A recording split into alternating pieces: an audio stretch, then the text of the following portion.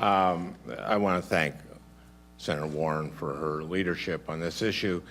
The middle class squeeze, and this is college affordability is a middle class squeeze issue, is something that Elizabeth identified quite a few years ago. I used to have a radio show, and Elizabeth, I think we've known each other about 9 or 10 years now, and first came on my show to talk about that.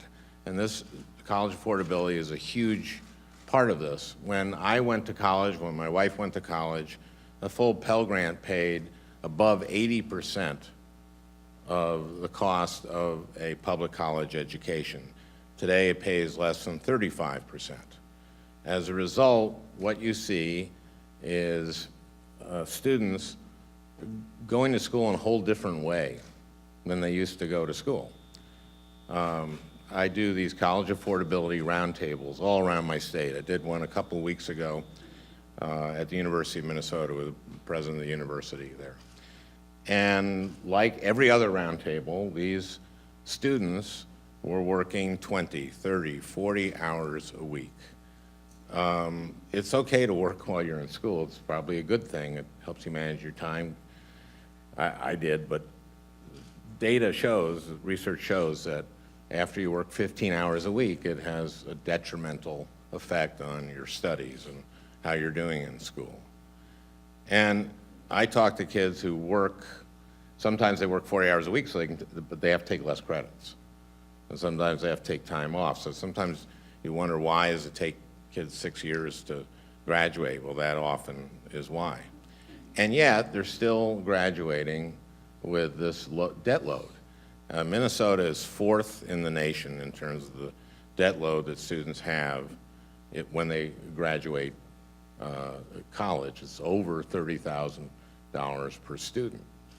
And some of them are, I had a call yesterday with a student at Hamlin who's just getting his master's at Hamlin, and he's going to have over $100,000 in debt. And in some of that, he's paying quite a high rate on it, and it will make a real difference for him. This bill will make a huge difference in what he's able. He says right now, just paying these debts every week, it's half of what he makes.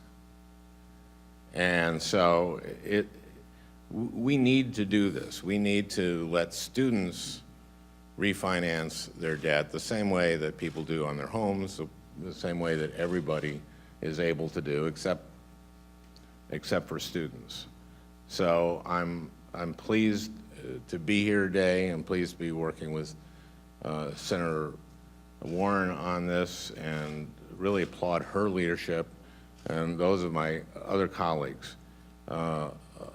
Elizabeth was talking about a fair shot along for years and years and years. And I just want to commend her for her leadership on this issue of student debt. We have kids in Minnesota who tell me that in addition to everything else, they sell their blood occasionally to help pay for their rent or their groceries.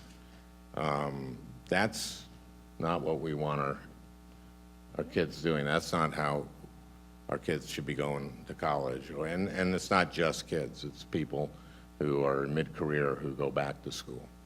And so we want to give them, this is one tool that we want to give people to, if their interest rate is 8, 9, 10%, to be able to come down to a much more affordable rate.